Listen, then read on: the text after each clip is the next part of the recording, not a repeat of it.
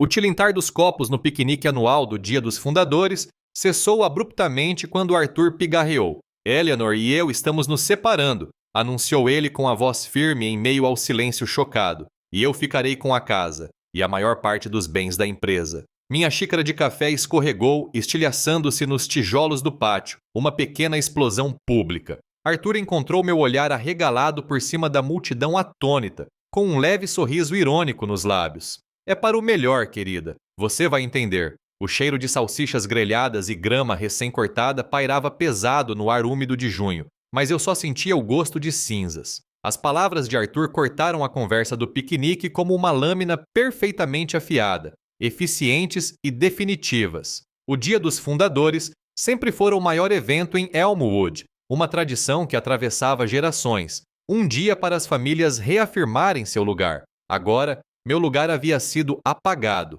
Observei a xícara de café cair, uma cascata de cerâmica em câmera lenta, o líquido escuro se espalhando sobre os tijolos novos do pátio que Arthur havia instalado na primavera passada. Era uma boa xícara, uma das peças do conjunto para o cantinho do café da manhã. Agora jazia em pedaços, refletindo algo dentro de mim. Um murmúrio percorreu a multidão reunida. A senhora Henderson, nossa vizinha há 23 anos, levou a mão à boca. O jovem Robert Miller, que costumava cortar a grama do nosso jardim, olhou de Arthur para mim, com os olhos arregalados e incertos. Ninguém falou diretamente, ainda não. Os habitantes do meio-oeste não eram conhecidos por sua pressa em confrontar as pessoas. Eles observavam, processavam a informação, se retiravam. Arthur nem sequer se mexeu. Estava de pé junto ao carvalho, uma leve brisa farfalhando entre as folhas acima dele, fazendo com que seus cabelos perfeitamente penteados mal se movessem. Vestia sua boa camisa de linho, aquela azul clara que eu mesmo havia passado a ferro naquela manhã, a mesma camisa que usava quando fechava seus maiores negócios. Seu olhar encontrou o meu, um lampejo de algo indecifrável em seus olhos azuis, seguido por aquele sorriso rápido, quase imperceptível. Era um olhar que dizia: viu, eu disse que conseguiria. Sentia a garganta apertada, como se uma faixa de aço a pressionasse. Minhas mãos tremiam, mas as pressionei contra o tecido do meu vestido, tentando mantê-las imóveis. Eu não lhe daria a satisfação de uma cena dessas. Não ali, não na frente de todos que já haviam compartilhado um almoço comunitário ou um sermão de domingo conosco. A humilhação era um calor intenso que se espalhou pelo meu peito, mas eu o reprimi, bem lá no fundo, onde pudesse queimar imperceptivelmente. Virei-me devagar, deliberadamente, sem correr. Passei pelas mesas de cavalete repletas de caçarolas e saladas de frutas, pelas crianças que brincavam de pega-pega com pistolas de água. Cada passo parecia pesado, deliberado, como se eu estivesse abrindo caminho à força no concreto sólido. Ninguém gritou nada. Ninguém tentou me impedir. Esse era o jeito de Elmwood. Claro que eles falariam. Por semanas, até meses. Analisariam cada palavra, cada gesto, cada nuance. Mas não interfeririam. Entrei no meu velho sedã, aquele que Arthur dizia estar ficando velho demais, embora funcionasse perfeitamente bem. O motor pegou de primeira, uma pequena e confiável sorte. Saí de ré da garagem dos Henderson, passando pelo balanço vazio onde nossos filhos costumavam brincar, pelos roseirais cuidadosamente aparados. O retrovisor mostrava as figuras diminuindo, um quadro de rostos chocados e conversas sussurradas. Minha vida, cuidadosamente embalada e apresentada para consumo público, estava agora sendo dissecada. A viagem de volta para casa durou 12 minutos, o trajeto de sempre. Cada casa familiar, cada arbusto de lilás em botão, parecia estranho. O mundo lá fora parecia vibrar com um conhecimento secreto que eu acabara de receber. Quando entrei na nossa garagem, o barulho do cascalho rangendo sob os pneus soou anormalmente alto no silêncio repentino. A casa colonial de 2 andares erguia-se imponente e sólida, o epítome do sucesso de Arthur, a gaiola dourada que eu chamara de lar por tanto tempo. Destranquei a porta da frente, o clique ecoando no hall silencioso. A casa estava fresca, imóvel, um contraste gritante com a humilhação que reinava lá fora. As fotos de família emolduradas sobre o aparador pareciam zombar de mim com seus sorrisos alegres. Lá estávamos nós, Arthur e eu, no nosso casamento. Lá estávamos nós, com as crianças, naquela viagem ao Lago Michigan. Tudo relíquias de uma vida que agora havia terminado, cuidadosamente guardadas em caixas e descartadas. Atravessei a sala de estar, passando a mão pelo encosto do sofá, sentindo a textura familiar do estofado. Era o sofá dele agora, a casa dele. Cada objeto parecia vibrar com o peso da perda iminente. Eu precisava arrumar minhas coisas. Precisava encontrar um novo lugar para morar. Precisava encontrar um emprego. Os fatos simples e brutais começaram a me atingir. Um peso físico no peito. A dormência começava a diminuir, dando lugar a uma avaliação fria e lúcida da destruição. 3 semanas se passaram desde o anúncio de Arthur. 3 semanas de arrumação silenciosa e deliberada. 3 semanas assinando contratos de aluguel para um modesto apartamento de 2 quartos perto da parte antiga de Elmwood, um pouco afastado da Main Street, um lugar com pouco mais de 1/10 do tamanho da casa colonial. A velha casa agora estava vazia, seus cômodos amplos ecoando com os fantasmas de uma vida que eu havia deixado para trás. Minha nova rotina envolvia candidaturas a empregos, caminhadas tranquilas e aprender o ritmo de uma existência menor e independente. A humilhação do piquenique havia se dissipado, substituída por uma determinação mais fria e resoluta. Hoje, meu propósito era singular. Eu conhecia Clint Miller, ou melhor, eu sabia de ele. Arthur o havia mencionado uma vez, de forma desdenhosa, anos atrás, depois que um negócio envolvendo a família Hawkins deu errado para outra pessoa. Eu tinha visto uma foto no jornal na época. Um Clint mais jovem, cheio de ambição. Ele parecia mais velho agora, a ambição mais evidente, mas a mesma chama estava lá. Encontrei-o num café do Sorro, exatamente como eu esperava. Era o tipo de lugar que servia café artesanal em canecas de cerâmica grossas. Não o tipo de estabelecimento que Arthur frequentava. Clint estava sentado, curvado sobre um laptop, os dedos deslizando pelo teclado, uma xícara de café meio vazia ao lado de uma pilha de papéis impressos. Seus cabelos com mechas grisalhas, um tom mais claro que os meus, estavam presos num coque prático, mas algumas mechas escapavam, emoldurando um rosto tenso e concentrado. Havia olheiras, daquelas que denunciam muitas noites em claro, muita cafeína e pouca paz. Ele parecia um homem exausto, lutando contra um prazo que só ele conseguia enxergar. Caminhei até sua mesa, o leve arrastar dos meus sapatos confortáveis no piso de concreto polido, sendo o único som além do tilintar suave das xícaras e das conversas sussurradas. Ele só levantou o olhar quando eu estava bem ao seu lado. Ele se encolheu, um pequeno movimento involuntário, e seus dedos congelaram no meio da digitação. Seus olhos, quando encontraram os meus, eram de um tom de verde surpreendente, penetrantes e inteligentes, mas permeados por uma cautela imediata. Eles examinaram meu rosto, buscando, tentando me identificar. Ficou claro que ele esperava problemas, provavelmente de alguém ligado à sua ex-esposa, Brenda May. Essa não era a minha briga, não diretamente. Clint Miller? Perguntei mantendo a voz baixa, apenas o suficiente para que ele me ouvisse por cima do zumbido do café. Achei que pudesse ser você. Ele estreitou os olhos, aguardando. Os habitantes do meio-oeste eram assim, lentos para confiar, rápidos para observar. Eleanor Reis, ofereci, estendendo a mão. Seu aperto foi firme, breve, calejado. Não estou aqui por causa de Brenda May. Não tenho nenhuma ligação com ela. Conheço sua família de Springfield, Illinois. Os Miller. Um lampejo de surpresa cruzou seu rosto, rapidamente disfarçado. Minha família? Sim, confirmei, deixando minha mão cair. Cresci perto dali, antes de me mudar para Elmwood, e conheço a família Hawkins. Muito bem. Suas práticas comerciais. Como eles operam. Meu olhar permaneceu fixo, deixando as implicações não ditas pairarem no ar. Vi o império deles crescer. Vi como eles lidaram com situações ao longo dos anos. Impiedosos, alguns diriam. Eficientes, outros argumentariam. Seu maxilar se contraiu levemente, um músculo trabalhando sob a pele. Ele sabia do que eu estava falando. Todos que já haviam se desentendido com os Hawkins, ou simplesmente os observado, compreendiam seus métodos. Eles não davam espaço para sentimentalismo, para misericórdia. Por que você está me dizendo isso? Perguntou ele, com a voz rouca e cautelosa. Por quê? Eu disse, inclinando-me um pouco para a frente. Acredito que possamos ter algo em comum, Clint. Um interesse compartilhado, talvez, em ver as coisas reequilibradas, digamos assim. Eu sei como é ter a vida virada de cabeça para baixo por pessoas poderosas. Sei o que significa recomeçar do zero. Fiz uma pausa, deixando minhas palavras se assentarem. E sei muito bem como certas pessoas nesta cidade agem, aquelas que lucram com as perdas alheias. Ele olhou para mim então, olhou de verdade. A cautela ainda estava lá, uma muralha sólida, mas uma fresta havia aparecido.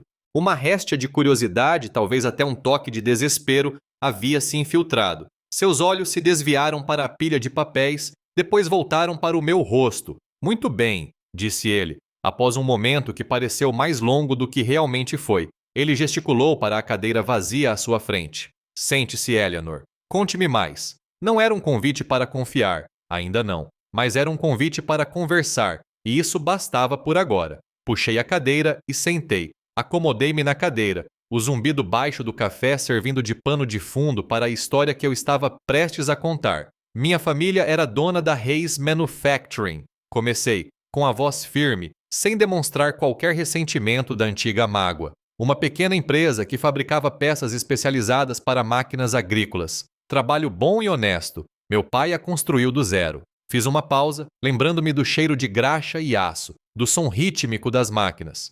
O grupo financeiro Hawkins nos procurou no final dos anos 80. Eles queriam diversificar. Meu pai era um homem confiante. O olhar de Clint estava fixo em mim, sua expressão indecifrável. Eles compraram uma participação minoritária e a alavancaram. Começaram a desmantelar ativos, transferindo a produção para o exterior. Chamavam isso de sinergias, meu pai chamava de roubo. Observei a lembrança se desenrolar em minha mente, nítida e clara apesar das décadas.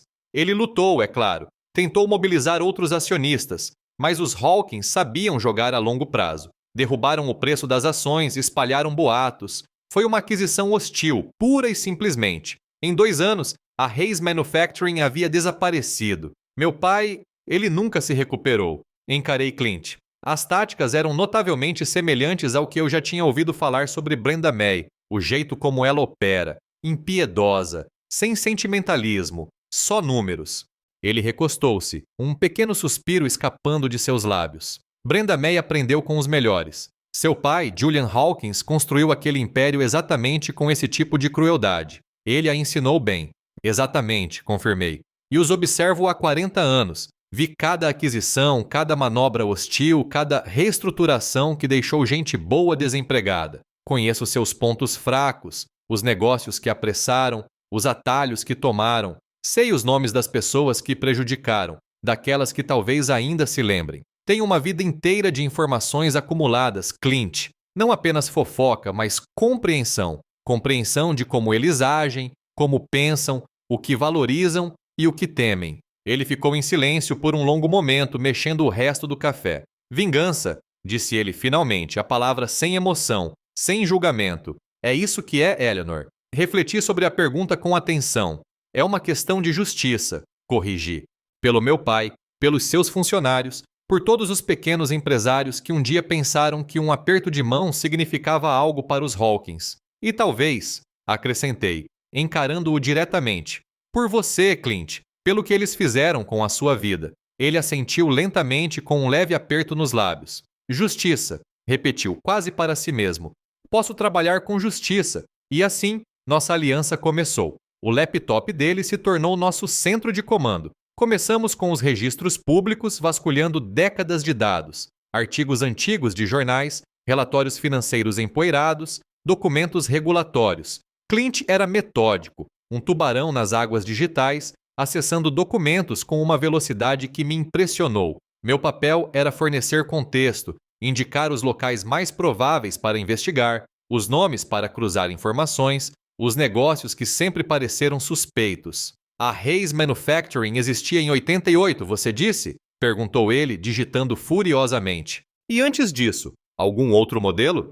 Ah, sim, confirmei. Havia a fábrica da Elmwood Chemical no início dos anos 70. Foi fechada devido a mudanças no mercado. Houve muita conversa sobre contaminação do solo depois, mas tudo foi discretamente abafado. A Hawkins Financial também esteve envolvida na aquisição daquele terreno, pouco antes do fechamento. Essa foi nossa primeira pista concreta. Clint encontrou um recorte de jornal local, desbotado e quebradiço, detalhando protestos de grupos ambientalistas. A matéria mencionava Julian Hawkins supervisionando pessoalmente a aquisição do terreno. Cruzamos as informações com escrituras de propriedade, relatórios de impacto ambiental, ou a notória ausência deles. Quanto mais investigávamos, mais claro ficava. O nome Hawkins não foi construído apenas com base em negócios astutos. Foi construído com base em negligência calculada, exploração e no encobrimento de verdades inconvenientes junto com resíduos tóxicos.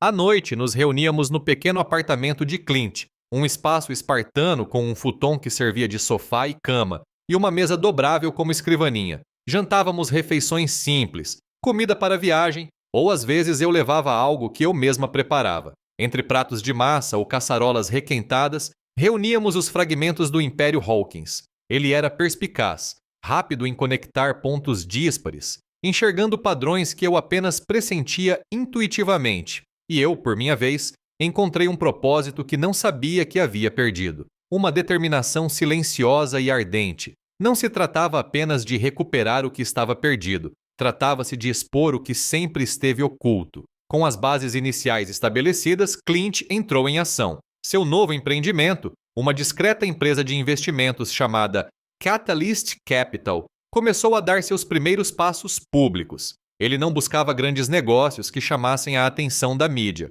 Em vez disso, procurava empresas menores, aquelas que haviam sido sutilmente ou nem tão sutilmente prejudicadas pelo Hawkins Financial Group ao longo dos anos. Uma padaria local que teve um empréstimo negado pelo Hawkins Bank agora podia expandir. Uma pequena startup de tecnologia, ignorada por investidores maiores, conseguiu capital inicial da Catalyst. Era estratégico, quase cirúrgico. Cada investimento era uma ondulação, não uma onda, projetado para ser pequeno demais para que Brenda May percebesse imediatamente, mas significativo o suficiente para começar a mudar a corrente econômica local. Mas eu sabia que Brenda May tinha olhos e ouvidos em todos os lugares. A rede de boatos de Elmwood era tão eficiente quanto qualquer sistema de inteligência corporativa. Em poucas semanas, começaram a surgir rumores sobre o retorno de Clint Miller em seu escritório. A princípio, ela descartou a ideia. Um pequeno empresário tentando recuperar o terreno perdido, provavelmente desesperado. Mas, à medida que os rumores se espalhavam e mais empresas prosperavam discretamente sob a tutela da Catalyst, suas desconsiderações se transformaram em irritação. O Hawkins Financial Group respondeu com sua sutileza habitual. De repente, as empresas-alvo de Clint viram suas linhas de crédito serem revisadas e seus fornecedores enfrentarem atrasos inesperados. Corriam boatos de que a Catalyst Capital era instável e agressiva demais. Era a clássica estratégia do Hawkins, concebida para sufocar a concorrência nascente antes que ela pudesse realmente florescer. Eles vão tentar te matar de fome, avisei Clint certa noite, estendendo um mapa gasto de Elmwood sobre sua mesa dobrável, marcando os principais estabelecimentos comerciais. Julian sempre fazia isso, cortava o financiamento deles, deixava os sócios nervosos. É eficaz se você não vir o que está acontecendo. Mostrei a ele como diversificar os fornecedores, como garantir crédito excedente. Não coloque todos os seus ovos na mesma cesta, Clint, e nunca, jamais dependa exclusivamente de uma entidade controlada por Hawkins para nada vital. Ele ouviu, absorvendo cada palavra, sua mente já formulando contramedidas. À medida que continuávamos a investigar, começamos a ligar os atuais membros da Hawkins Financial aos casos mais antigos e graves. O Sr. Harrison, ainda no conselho, tinha sido o braço direito de Julian durante a aquisição da Hayes Manufacturing. A Sra. Sterling, agora chefe de compliance, esteve envolvida na documentação do negócio do terreno da fábrica da Elmwood Chemical, assinando relatórios que, em retrospectiva, pareciam suspeitosamente superficiais. Clint estudou os rostos deles em antigos relatórios anuais, ligando-os à destruição que eu descrevi. Eles construíram um império arruinando vidas, murmurou ele certa noite com a voz tensa. E eles se mantiveram em silêncio, acrescentei, porque se manterem em silêncio significava manter seus empregos, suas aposentadorias, seu lugar à mesa. Mencionei meus antigos contatos jornalísticos. Ainda não, respondi.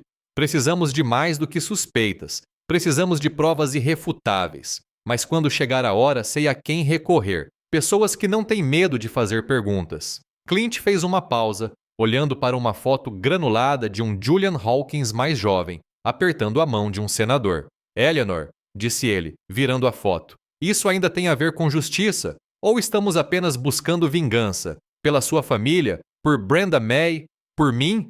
A justiça raramente é limpa, Clint, respondi com um olhar firme. E às vezes, para consegui-la, é preciso atingi-los onde dói mais. O Império Hawkins não se resume a Julian ou Brenda May. É uma vasta rede que afeta todos os cantos desta cidade e de outras. O impacto de suas ações se estende por décadas. Pense nas famílias da Hayes Manufacturing, na comunidade ao redor da Elmwood Chemical. Suas vidas foram alteradas para sempre. Não se trata apenas de nós. Trata-se de responsabilização. Trata-se de garantir que eles não possam fazer isso com mais ninguém. Ele respirou fundo e assentiu com a cabeça. A diferença era sutil, mas estava lá. Seus dias se tornaram uma rotina implacável. De manhã, ele era o CEO perspicaz e sereno da Catalyst Capital, navegando por crises de mercado, reforçando seus investimentos e construindo um novo negócio legítimo do zero. À noite, ele se transformava no pesquisador meticuloso, vasculhando décadas de negócios escusos envolvendo mim. Dormir era um luxo, seu pequeno apartamento era uma sala de guerra. Enquanto isso, a frustração de Brenda May aumentava. Cada vez que ela a pressionava, Clint recuava, reformulava sua estratégia e pressionava ainda mais. Sua sutil sabotagem, que sempre funcionara antes, estava se mostrando ineficaz. As rachaduras em sua compostura impecável, embora minúsculas, começavam a aparecer. Eu as via nos sorrisos forçados nas páginas sociais do Elmwood Gazette, na agressividade em seu olhar durante aparições públicas. Ela estava perdendo o controle e não gostava disso. As evidências se tornaram inegáveis. Clint, com minha ajuda para navegar pelo labirinto de registros antigos, havia reunido uma narrativa devastadora. Planilhas detalhavam transações financeiras ilícitas, empresas de fachada e sonegação fiscal sistemática que remontava aos primeiros anos de Julian Hawkins. Relatórios ambientais, cuidadosamente ocultados por décadas, revelaram a verdadeira extensão da contaminação da fábrica da Elmwood Chemical, cujo custo foi deliberadamente ocultado. Tínhamos datas, nomes, números. Era um retrato claro e condenatório de um império construído sobre uma base de engano e exploração.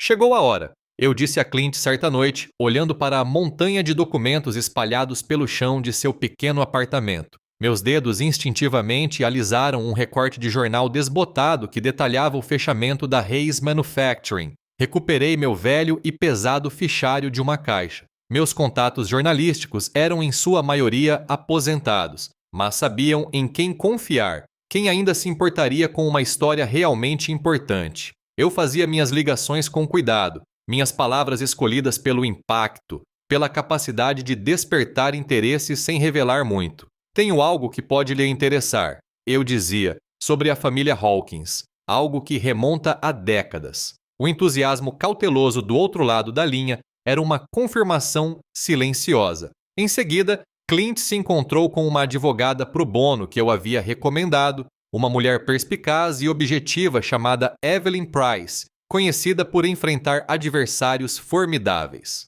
Apresentamos nossas descobertas, a intrincada teia de irregularidades financeiras e ambientais. Evelyn ouviu atentamente, com uma expressão cada vez mais sombria. Isso é grave, disse ela finalmente, batendo uma caneta em seu bloco de notas. E eles vão usar de artimanhas sujas. Ela estava certa. Brenda May, genuinamente alarmada com a persistência de Clint e o crescente burburinho em torno da Catalyst Capital, acionou toda a sua máquina de relações públicas. Artigos apareceram em jornais locais, desacreditando sutilmente Clint como um ex-funcionário ressentido, com uma vingança pessoal. As redes sociais foram inundadas por postagens anônimas questionando suas práticas comerciais e sua ética. A narrativa era clara. Clint Miller era um homem amargurado e instável. Mas os ataques não eram apenas retóricos. Os pequenos clientes de Clint, aqueles negócios em expansão que ele estava ajudando a desenvolver, de repente se viram sujeitos a auditorias inesperadas de órgãos estaduais. Os bancos, inexplicavelmente, começaram a cancelar suas linhas de crédito. As cadeias de suprimentos sofreram interrupções imprevistas. Era a mesma velha estratégia de Hawkins, só que amplificada, precisa,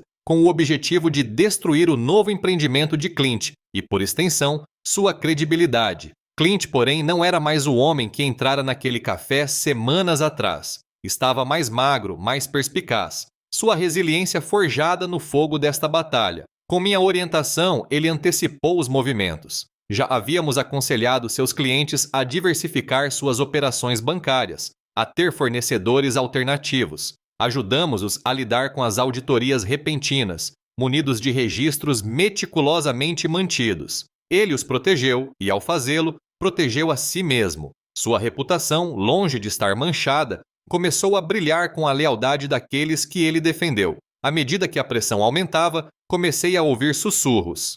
Não apenas no café, mas também no supermercado, em conversas casuais com antigos conhecidos. Sussurros sobre dissidências internas no Hawkins Financial Group. Alguns membros veteranos do conselho estavam ficando inquietos com as táticas agressivas de Brenda May, preocupados com os danos a longo prazo ao nome da família. A fachada impecável do Império Hawkins começava a apresentar rachaduras. Continuamos nossa investigação aprofundada sobre Julian Hawkins, pai de Brenda May. Descobrimos mais sobre o início de sua carreira, sua incrível habilidade de contornar as leis, de encontrar brechas onde aparentemente não existiam. Sua ambição implacável não foi um desenvolvimento repentino, estava enraizada. Uma filosofia central transmitida de geração em geração. Isso solidificou minha compreensão das raízes profundas de suas práticas antiéticas. Às vezes, só quero ir embora, admitiu Clint certa noite, encarando o brilho da tela do laptop,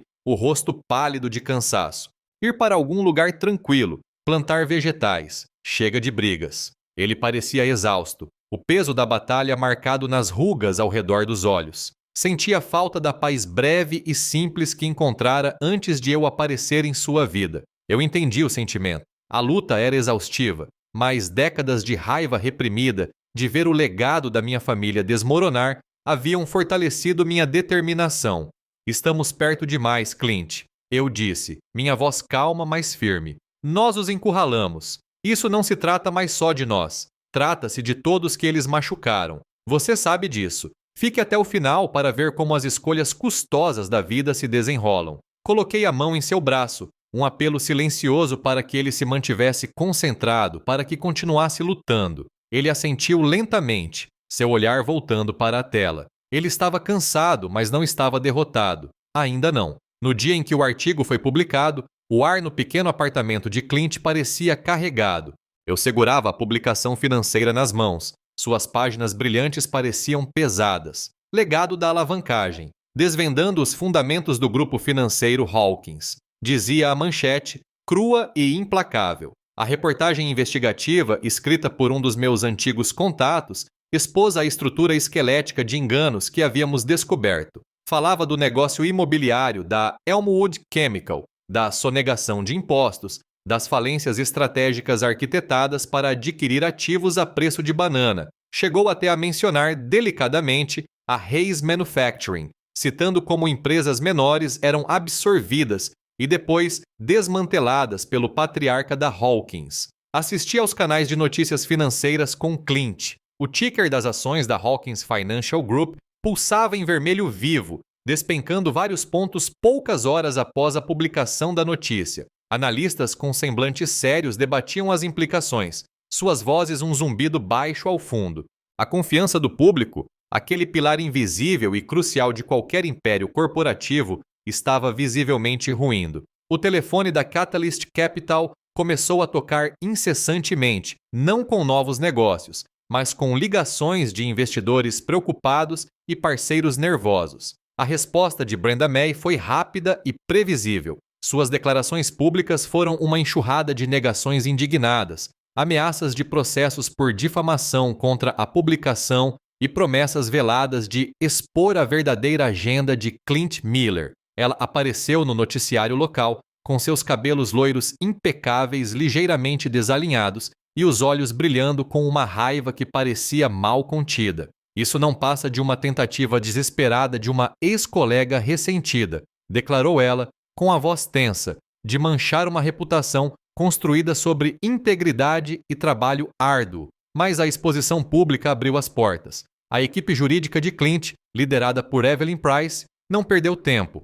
Os primeiros processos foram impetrados, citando o Hawkins Financial Group e executivos importantes nas diversas alegações. A máquina jurídica começou a funcionar a todo vapor e, com ela, o processo de descoberta de provas. Intimações foram emitidas. Caixas de documentos antigos, antes cuidadosamente escondidas, agora precisavam ser apresentadas. Cada novo arquivo, cada memorando interno, cada lançamento contábil que confirmava nossas teorias era uma vitória silenciosa. Clint me ligava com a voz baixa. Você estava certa, Eleanor, em cada detalhe. O nó no meu estômago, um companheiro persistente por décadas, começou a se desfazer, um pouco de cada vez. Percebendo que suas defesas corporativas estavam falhando, Brenda May intensificou seus ataques pessoais. Fontes anônimas vazaram histórias para blogs de fofoca sobre os empreendimentos imprudentes de Clint com criptomoedas e seus problemas financeiros passados.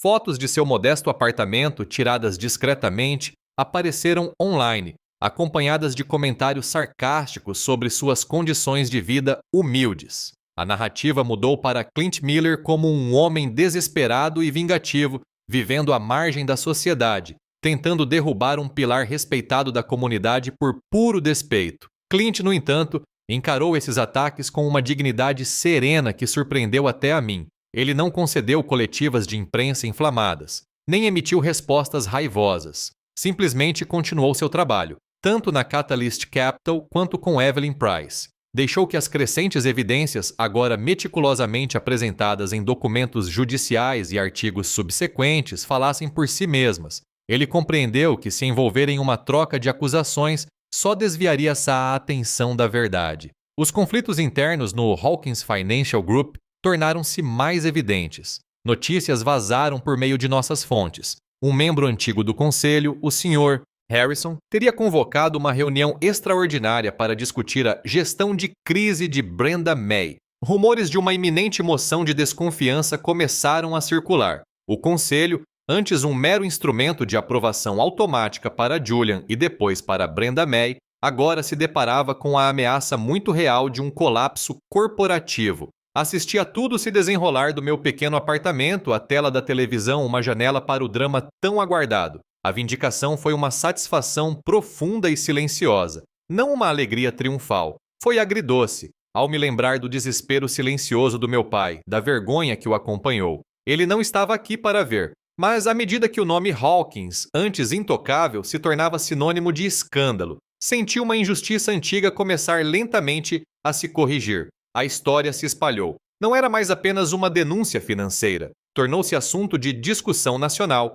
amplificada pelas redes sociais e debatida nos canais de notícias a cabo. Ética corporativa, responsabilidade, o poder do dinheiro versus a busca por justiça. Esses eram os temas. O público, antes maravilhado com o Império Hawkins, agora via seus verdadeiros e sórdidos alicerces. A rede, meticulosamente tecida, finalmente se fechava. A primeira ligação anônima chegou pelo escritório de Evelyn Price, cuidadosamente verificada. Um ex-executivo de nível médio da Hawkins Financial, que agora vive discretamente em outro estado, tinha visto a reportagem investigativa e sentiu um remorso. Ele tinha conhecimento específico do negócio imobiliário da Elmwood Chemical, corroborando o acobertamento, e forneceu detalhes sobre como contas offshore foram usadas para ocultar os lucros dos esquemas de sonegação fiscal. Seu depoimento foi uma poderosa verificação independente de nossa meticulosa pesquisa. Com uma testemunha confiável e a crescente pressão pública,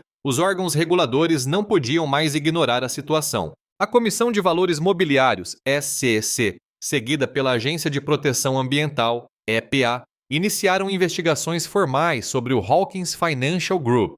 Intimações foram emitidas, exigindo mais do que apenas documentos. Exigiam depoimentos sob juramento. O cerco estava realmente se fechando. O desespero de Brenda May era palpável, visível mesmo à distância. Ela tentou subornar as testemunhas que surgiam, oferecendo somas exorbitantes para que retratassem seus depoimentos. Enviou ameaças veladas aos jornalistas, ameaçando suas carreiras e suas famílias. Iniciou uma série de contraprocessos, alegando difamação e espionagem corporativa contra Clint e Evelyn. mas cada movimento se voltou contra ela, revelando seu pânico, corroendo ainda mais sua credibilidade e fornecendo mais munição para a imprensa ávida. O público assistia, fascinado, enquanto a magnata tropeçava. Enquanto o império de Brenda May vacilava, a Catalyst Capital de Clint prosperava discretamente. Sua abordagem ética, seu compromisso com os clientes e sua firmeza diante dos ataques de Brenda May lhe renderam uma inesperada onda de confiança pública. Pequenas empresas, reconhecendo sua integridade, o procuravam. Investidores, receosos do escândalo de Hawkins, buscavam oportunidades mais seguras e com princípios sólidos. Seu pequeno escritório cresceu, necessitando de mais funcionários e mais espaço. Foi um sucesso estranho e paradoxal, nascido do caos. Certa noite, Clint voltou para seu apartamento, o rosto pálido, uma pilha de documentos na mão. Ela escondeu tudo, Eleanor, disse ele em voz baixa. Todos esses anos. Eu achava que sabia para onde ia cada centavo, mas ela tinha bens ocultos, empresas de fachada das quais eu nunca soube, guardadas em fundos fiduciários. Meu dinheiro, meus investimentos manipulados, mesmo depois do divórcio. Depois de tudo, a traição, recente e dolorosa, estava gravada em seus olhos. Ele acreditava que estava começando do zero, mas Brenda May garantiu que ele estivesse ainda mais atrasado do que imaginava. O desmoronamento não foi apenas corporativo. A própria família extensa de Brenda May, observando o colapso de seu nome prestigiado, começou a se distanciar. Seus irmãos, antes ansiosos para alavancar a marca Hawkins, agora falavam em empreendimentos independentes. Até mesmo sua mãe idosa, ouvi dizer, expressou profunda decepção com a forma como Brenda May lidou com a crise. Alguns membros da família, sutilmente, talvez até acidentalmente, começaram a vazar informações para a imprensa. Pequenos detalhes reveladores que retratavam Brenda May como uma figura isolada e tirânica. O aumento da vigilância teve seu preço. Meu telefone tocava sem parar com ligações anônimas e ameaçadoras. Meu novo apartamento, menor, recebia batidas na porta de madrugada, mas ninguém aparecia. Os pneus do meu carro foram furados uma vez.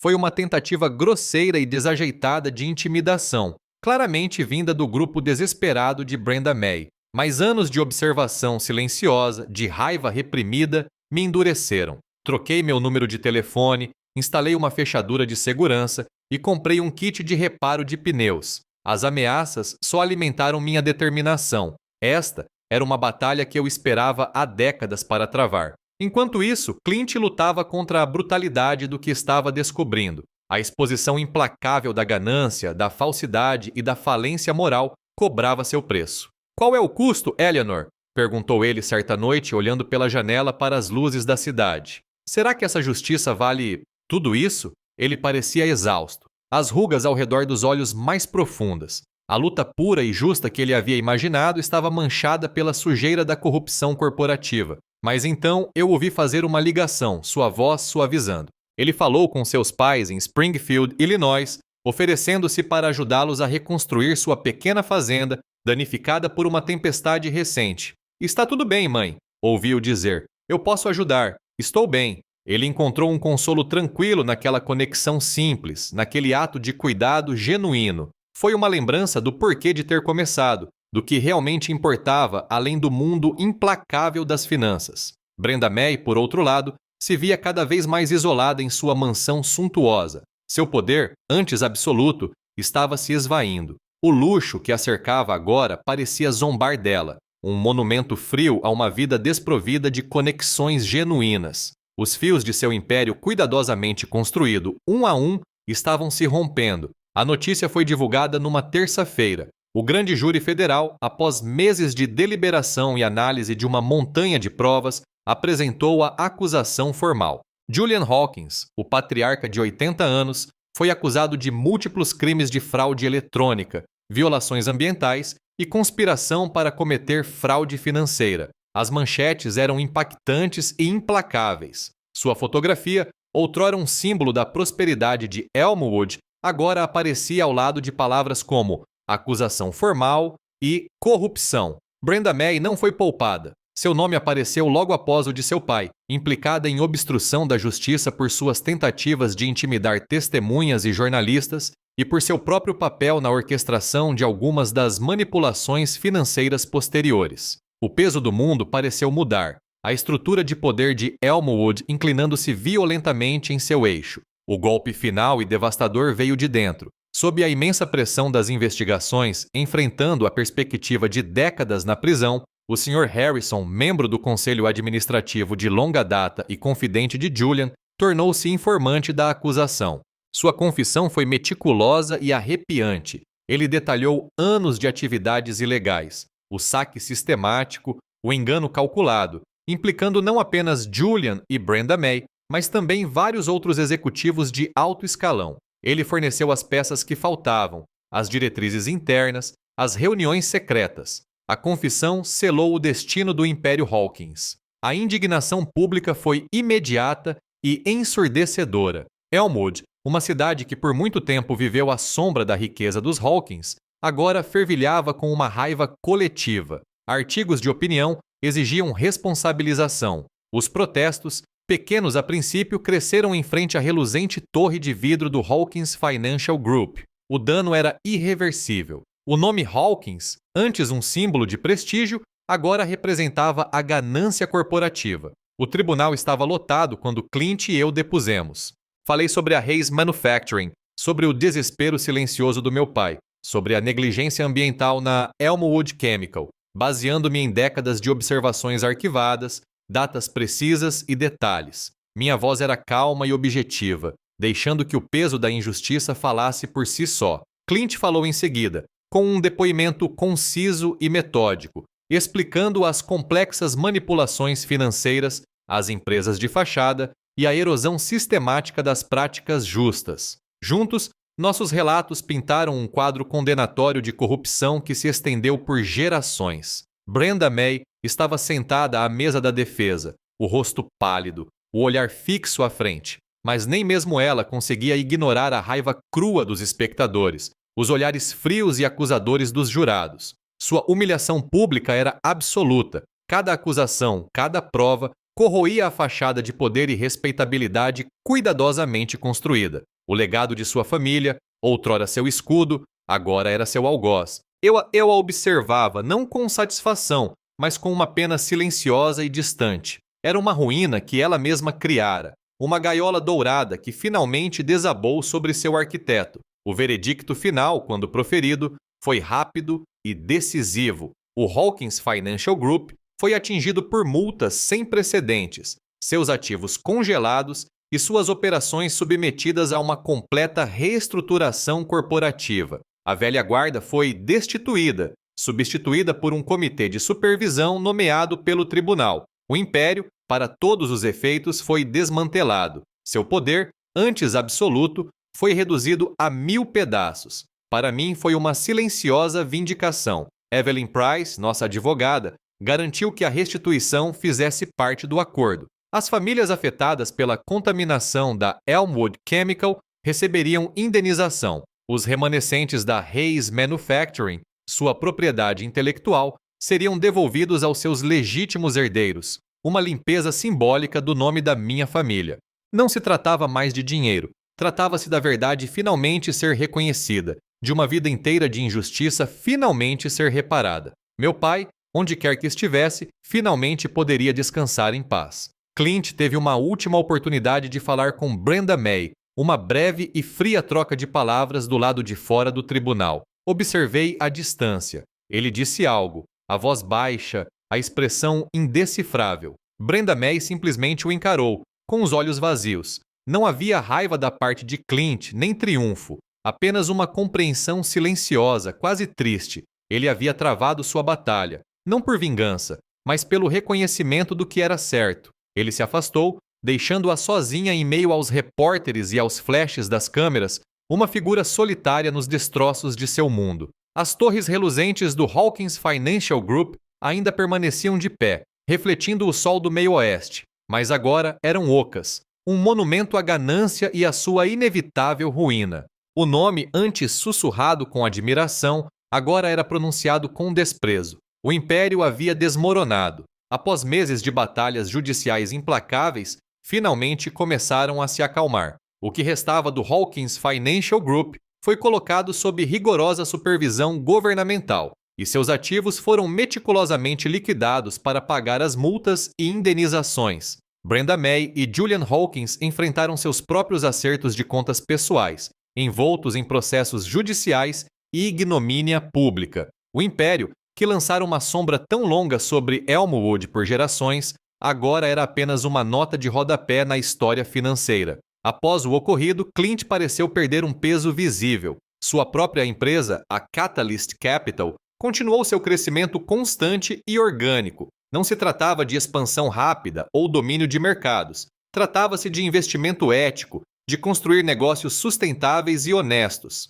Ele encontrou uma profunda sensação de calma no trabalho, nas conexões genuínas que cultivava com seus clientes. Seu desespero inicial havia sido substituído por um propósito tranquilo e inabalável. Ele estava construindo algo real, algo que beneficiava mais do que apenas a si mesmo. Quanto a mim, a tranquila satisfação de finalmente ver a justiça feita se instalou profundamente em mim. Encontrei uma serenidade e contentamento em minha nova vida, mais simples. Meu apartamento, antes um refúgio temporário, agora parecia um lar. Comecei a trabalhar como voluntária na biblioteca pública de Elmwood, ajudando a organizar o acervo de história local. Era um trabalho tranquilo, cercada por livros e pelo murmúrio silencioso da comunidade. Às vezes, me pegava sorrindo para uma fotografia desbotada da rua principal dos anos 1950, uma sensação de pertencimento que eu nem sabia que sentia falta. Cheguei até a começar a escrever, não para publicação, ainda não,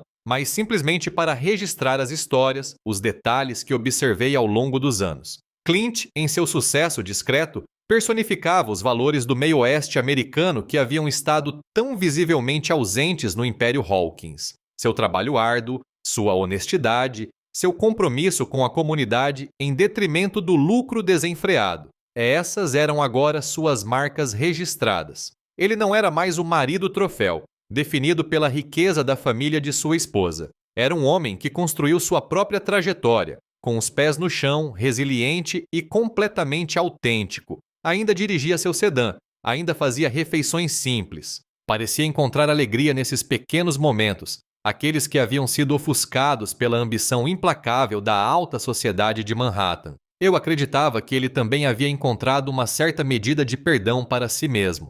A culpa que carregava por sua cumplicidade em sua gaiola dourada, por tudo o que havia tolerado, parecia ter se dissipado. Ele havia pago sua penitência, não apenas por meio de perdas financeiras, mas também pelo árduo e honesto trabalho de buscar responsabilização. Havia nele uma força silenciosa agora, uma profunda compreensão do verdadeiro custo da ambição desenfreada. Percebi que toda a saga havia se tornado um conto de advertência para qualquer um que se importasse em ouvir sobre o poder silencioso da integridade em um mundo obcecado por aquisições. Ele começou a cultivar relacionamentos genuínos, construídos não sobre posição social ou vantagem financeira, mas sobre respeito mútuo e valores compartilhados. Eu o vi na feira local, conversando com os vendedores de frutas e verduras, não como um poderoso financista, mas como um vizinho. Ele parecia mais presente, mais conectado com o mundo real, aquele que existe fora das salas de reuniões e dos clubes exclusivos. Enquanto anotava em meu caderno, registrando os mínimos detalhes, a mudança nas expressões das pessoas, as sutis transformações na própria Elmwood, eu olhava para o futuro. O futuro de Clint, eu sabia, seria construído sobre autenticidade, sobre responsabilidade, sobre a tranquila satisfação de uma vida bem vivida. E o meu também. O gosto amargo da traição havia se dissipado, substituído pelo sabor mais puro e nítido de um horizonte finalmente livre das antigas sombras. A vida tranquila que eu havia imaginado, aquela que Arthur destruíra com tanta naturalidade, finalmente me encontrara. Eu estava sentada no meu pequeno apartamento, o sol do fim da tarde aquecendo as páginas gastas do meu caderno. As palavras fluíam com facilidade agora, contando histórias não apenas da decadência dos Hawkins, mas também da resiliência silenciosa de pessoas como meu pai, como Clint. A justiça, eu aprendera, nem sempre era estrondosa ou triunfante. Às vezes, era uma reconstrução lenta e deliberada do que estava quebrado, uma virada de página silenciosa. Clint também havia construído seu próprio horizonte autêntico. A Catalyst Capital prosperava, Um motor silencioso de empreendimento ético em uma cidade que se recuperava lentamente. Ele cultivara relacionamentos genuínos, uma rede de confiança que Brenda May, em seu isolamento, jamais poderia ter compreendido. Elmwood era diferente agora, mais leve, respirando com mais facilidade sem a pesada sombra do nome Hawkins. Tínhamos acertado em algo. O caminho à nossa frente, para ambos, estava livre do peso de dívidas antigas, finalmente nossas. As batalhas judiciais haviam chegado ao fim, deixando um silêncio que se instalou em Elmwood como neve fresca. O Hawkins Financial Group foi desmantelado. Seu nome agora um conto de advertência sussurrado nos círculos financeiros.